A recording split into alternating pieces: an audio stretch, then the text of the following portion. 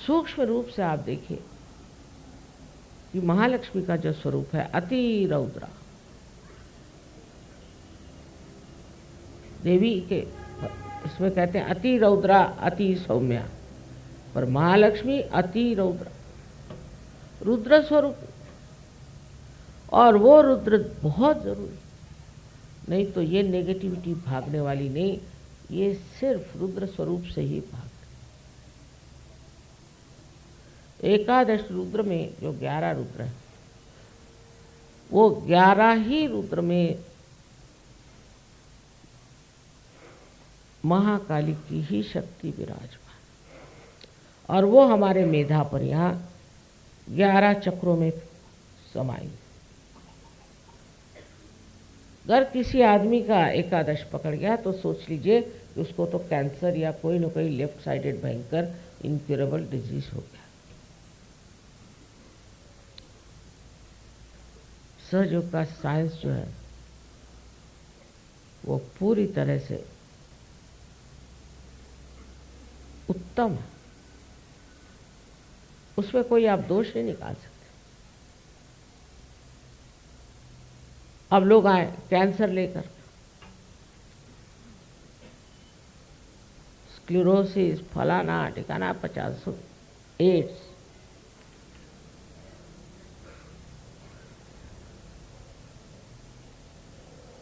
अब कहने लगे कि माँ हम तो कभी किसी गुरु के पास गए नहीं। अरे भाई गुरु के पास नहीं गए, तुम्हारी माँ गई होगी, तुम्हारे बाप गए होंगे, नहीं वो भी नहीं हुआ। फिर हाँ रजनीश की किताबें पढ़ी थी, अच्छा,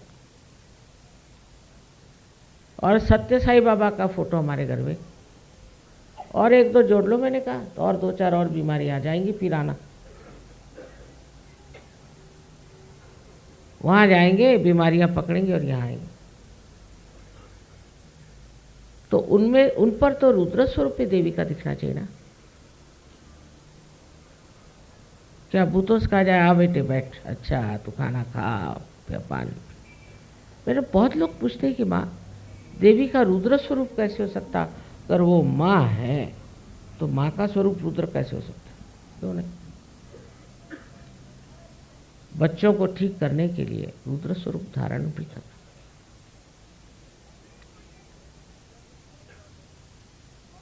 सौम्य स्वरूप ये बच्चों की लियाकत पे ही जाना जा सकता है, पर कभी कभी उन पे रुद्र स्वरूप बहुत जरूरी, उसके सिवा वो ठीक ही नहीं हो सकता। किंतु रुद्र स्वरूप में किसी को हानि नहीं पहुंचाई, ये विशेष बात है। जैसे कि पहले महाकाली ने इसको मारा, उसको मारा, इसकी जीभ खींची, ये किया, ऐसा कुछ नहीं। आज का जो महाकाली का स्वरूप है वो है रुद्र। इसकी कोई ज़रूरत ही नहीं सब करने की, मनुष्य ऐसे ही घबरा करके ठीक हो जाता है, उस स्वरूप को देखते ही वो ठीक हो जाता है। और जब वो उस स्वरूप को देखता है तो अपने आप उसकी बीमारियां ठीक हो जाती, क्योंकि उसके अंदर जो नेगेटिव चीज़ है वो भाग जाती। तो किसी की गर्दन काटने की या जीभ काटने की या आँख निकालने की कोई ज़रूरत नहीं।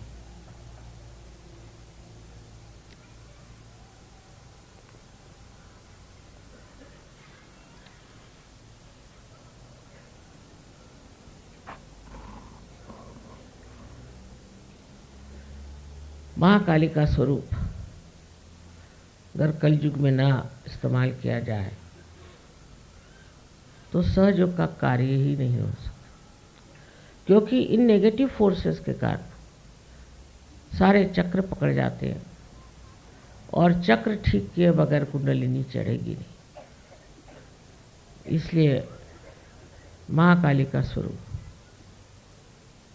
बहुत वंदनीय है और सराहनीय, जो कि किसी को शारीरिक, मानसिक, बौद्धिक किसी भी प्रकार की हानि नहीं, सिर्फ उसके स्वरूप से ही जो बुरी बातें हैं वो भाग जाती। अब मियाँ बीवी के झगड़े ये सबसे बड़ा प्रॉब्लम है आजकल, क्योंकि बीवियाँ पड़ गई और मियाँ चाहते हैं कि बीवी बिल्कुल देहाती हो, और वो देहाती तो है नहीं, तो उसको देहाती कैसे बनाएंगे। एक बार शहरी हो गए तो शहरी हो गए, चाहे आप लहंगा पहन लीजिए और चाहे आप पैंट पहन लीजिए, दिमाग तो शहरी हो गए। अब जब शहरी दिमाग हो गए तो उसके बाद जो स्त्रीत्व था वो तो कम हो ही जाता है, पुरुषत्व ज़्यादा आ जाता है, स्त्रीत्व कम आ जाता है।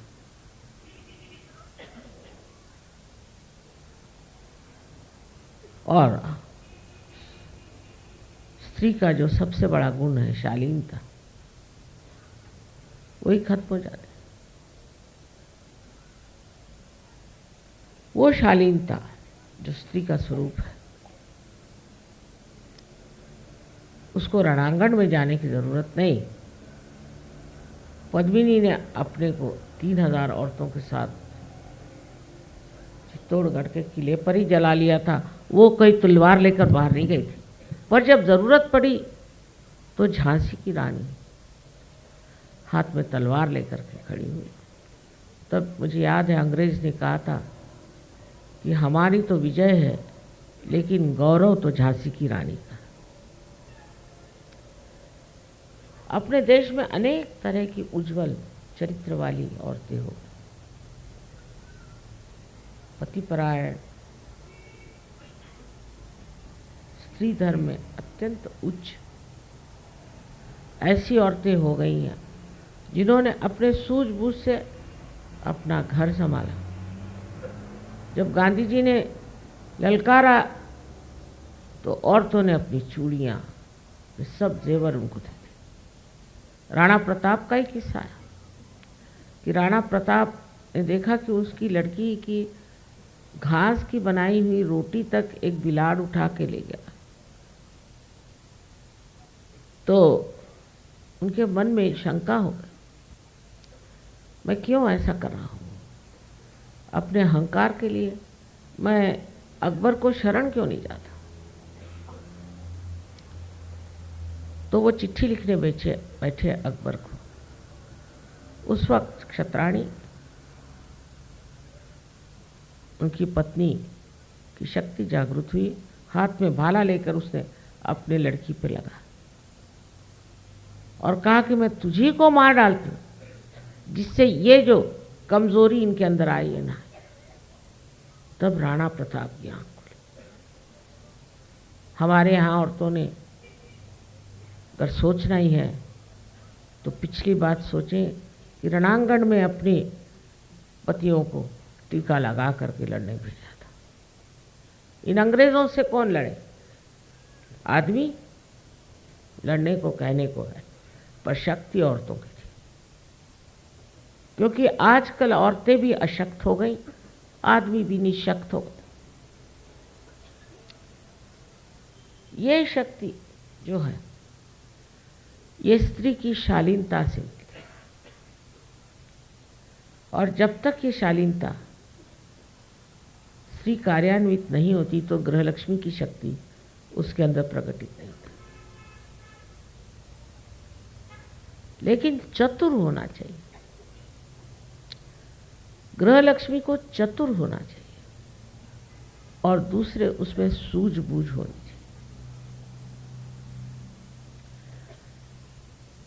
सो ये कहें कि जब महाकाली शक्ति अत्यंत शांत हो जाती है तो वो गृहलक्ष्मी हो जाती है। महाकाली शक्ति तो हम फातिमा बी को मानते हैं कि वो गृहलक्ष्मी का सिंहासन को शोभित करती है।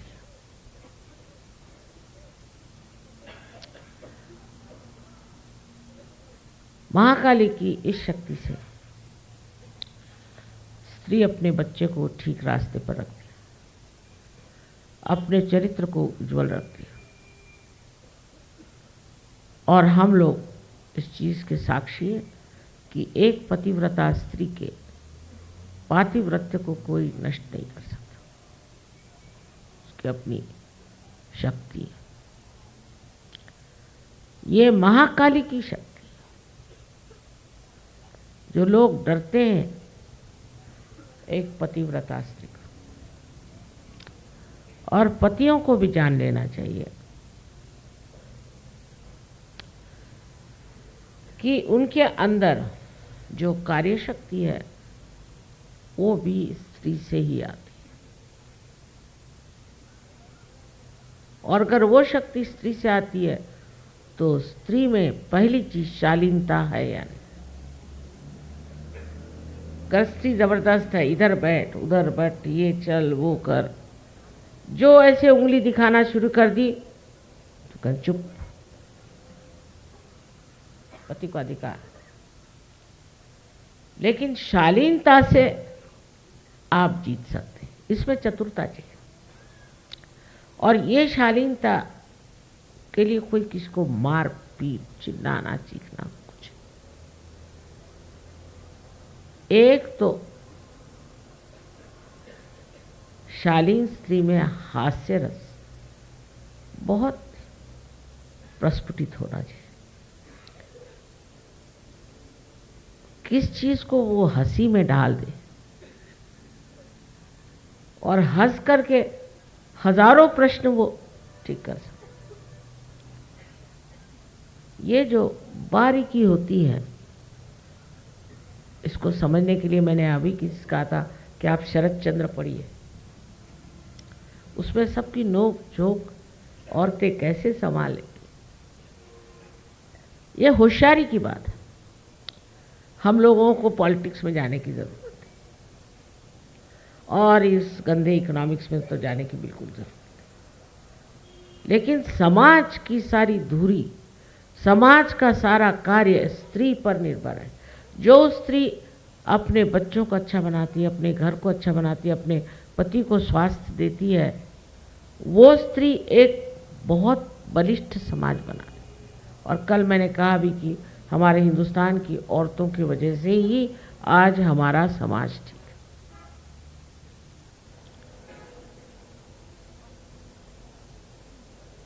पर स्त्री का स्वभाव शालीन होना चाहिए और उसकी शक्ति भी शालीनता में,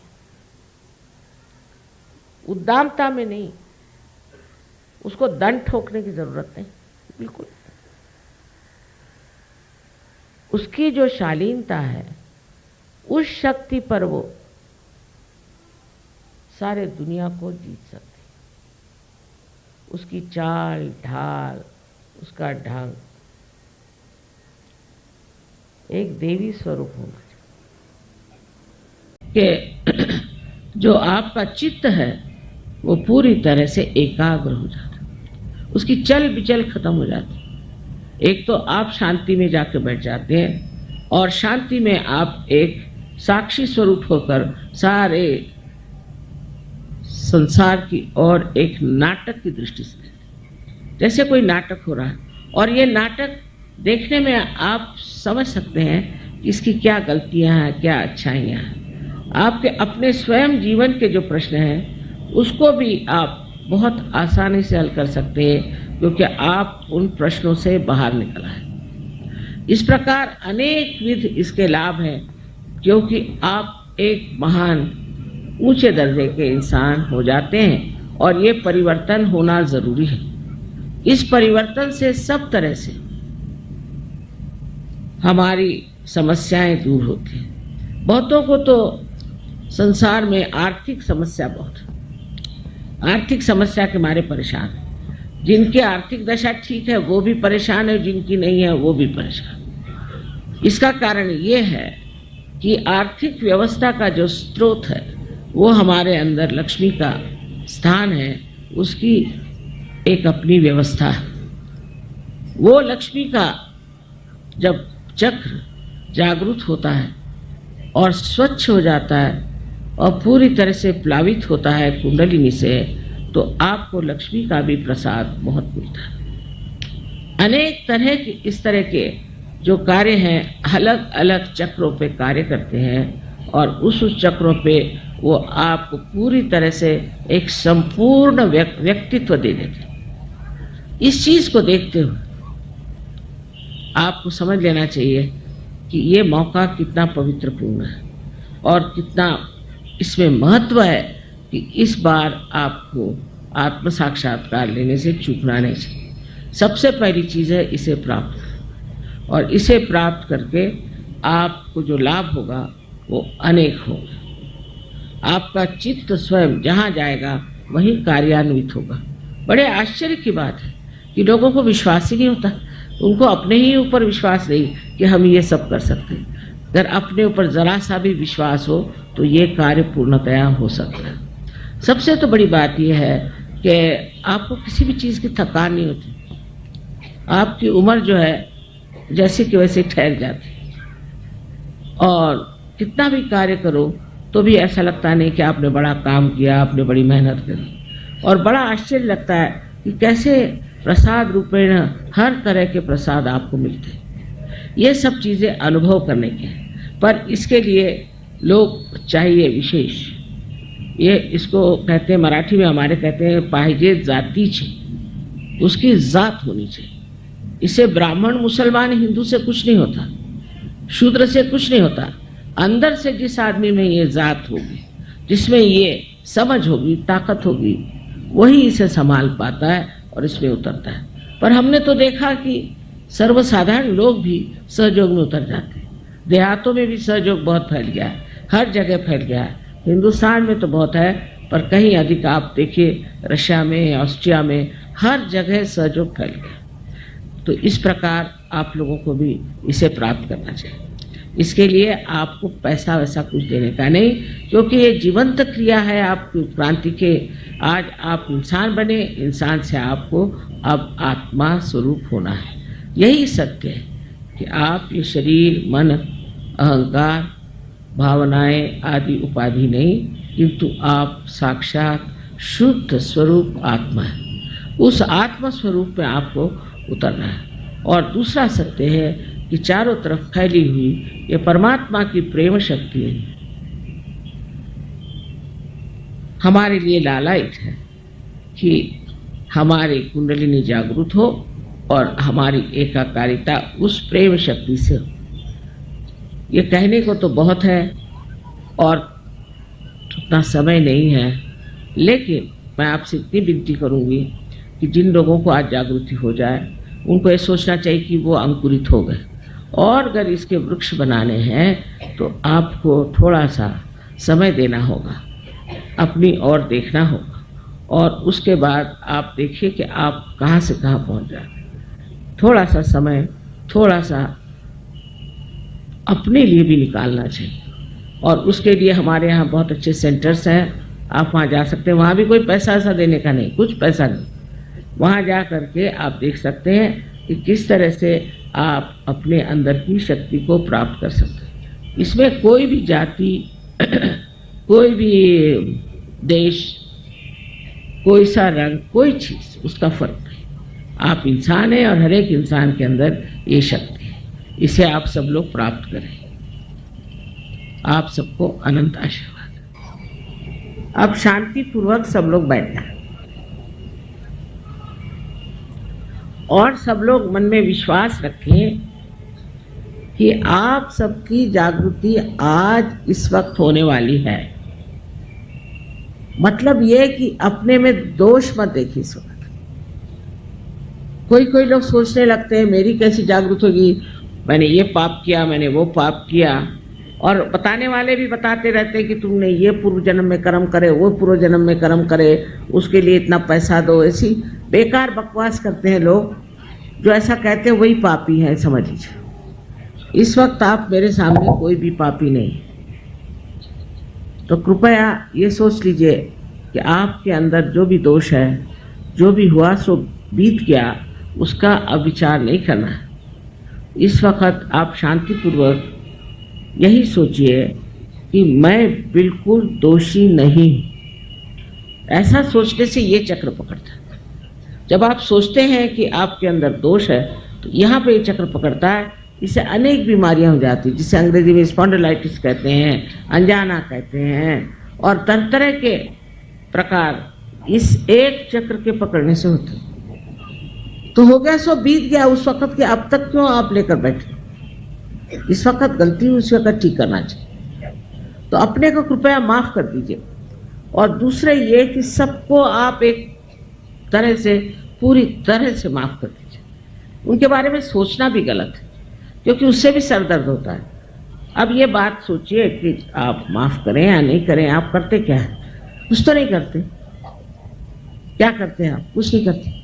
लेकिन जब आप माफ नहीं करते तो अपने को छलते हैं, सताते हैं उन लोगों के लिए जिन्होंने आपको सताया। इसलिए आप पूरे मन से इन सब को माफ कर दीजिए एक साथ। उसमें उनके बारे में सोचने की भी जरूरत है। बाकी आप लोग तो एक बड़े पवित्र देश में रह रहे हैं, तो अपने इस धरती माता की पवित्रता को देखते हुए और उसका अंदाज रखते हुए आप लोग कृपया दोनों हाथ मेरी ओर इस तरह से करें। सब लोग थोड़ा ऊपर इस तरह से, दोनों हाथ इस तरह से, क्योंकि ये जो 5 उंगलियां हैं और 6 और 7 और 5, 6 और 7 ये हमारे चक्रों के संकेत हैं। और डॉक्टरी में इसमें इनको सिंपैथेटिक नर्वस सिस्टम के एंडिंग्स माने जाते हैं। तो आप हाथ इस तरह से रखें। इस तरह से हाथ रखने पर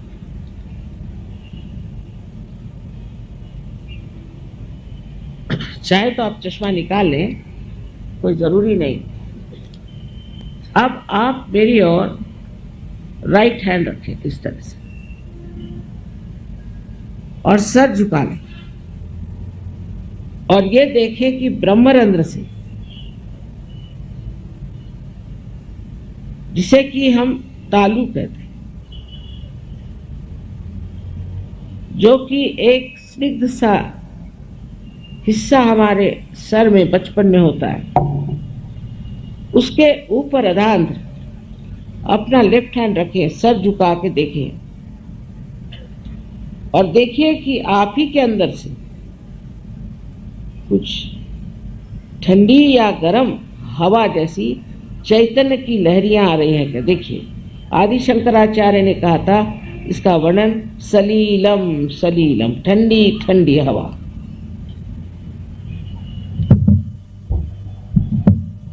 आशा आपने जूते उतार लिए होंगे और जो लोग कुर्सियों पे बैठे हैं दोनों पैर अलग कर लें, बाकी सब ठीक है। अब देखिए आ रहा है क्या? चैतन्य का प्रवाह आप ही के सर से आ रहा है क्या? आप शंका मत करिए, ठंडा या गर्म। अगर गर्म है तो इसका मतलब है कि आपने अपने को क्षमा नहीं की या दूसरों को क्षमा नहीं की, तो अभी कृपया आप क्षमा करिए। किसी किसी को दूर तक आता है, किसी को नजदीक आता है, पर सर को छूते हुए हाथ मत रखिए, ऊपर। अब आप लेफ्ट हैंड मेरी ओर और फिर से सर झुका के राइट हैंड से देखें कि आपके तालु भाग से कुछ ठंडी या गरम गरम हवा आ रही है। मुझे तो लगता है, बहुतों को ये लगता है कि आप दोषी हैं, इसलिए भी गरम हवा आ रही है। कृपया ये सोचना बंद करिए।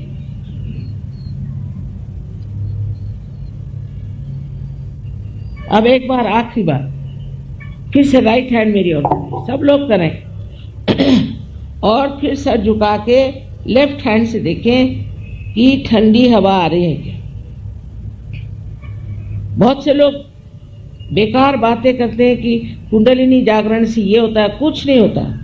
आराम मिलता है, तकलीफें जाती हैं, बीमारियां जाती हैं, मानसिक शांति मिलती है, अनेक विध शक्तियां जागृत होती हैं। ये सब इसलिए कहते हैं क्योंकि उनको जागृति आती नहीं है। हाँ,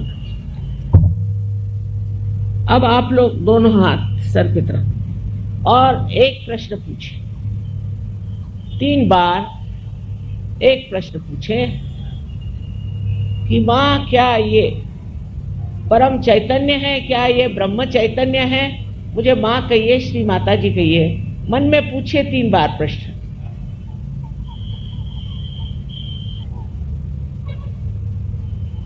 अब हाथ नीचे ले लीजिए। अब दोनों हाथ मेरी ओर करके इस तरह से, और मेरी ओर देखें और सोचिए नहीं। मेरी ओर देखिए और सोचिए। किसी किसी को नीचे से हवा आ रही हो तो वो नीचे से उठा के ऊपर ले जा सकते हैं। इस तरह से 2-3 बार करने से ऊपर आ जाएगा। मेरी ओर देखें। विचार से परे, माने विचार न करें, वो कर सकते हैं। इस तरह से आप अपने मन से परे उठते हैं और आपके अंदर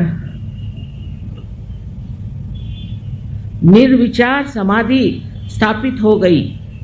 कितने जल्दी हो गई, इसका कारण है ये कलयुग का जोर। हर चीज यहां जल्दी होती है।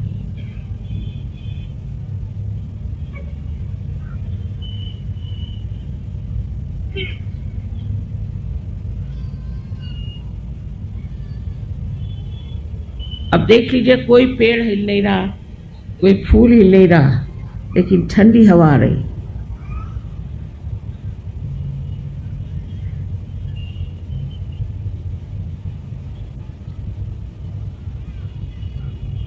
पर जो चीज आसानी से मिलती है उसका महत्व हम लोग समझते नहीं। इसलिए अब आप अंकुरित हो गए और इस अंकुर का आपको वृक्ष बनाना ही पड़ेगा। यह आपका कर्तव्य है अपने प्रति। और जब ये बनेगा तो आप भी हजारों को ठीक कर सकते हैं, यहाँ की दुर्दशा ठीक कर सकते हैं, सब में परिवर्तन ला सकते हैं। ये आपकी जिम्मेदारी हो जाती है। आप सबको मेरा अनंत आशीर्वाद, अनंत आशीर्वाद।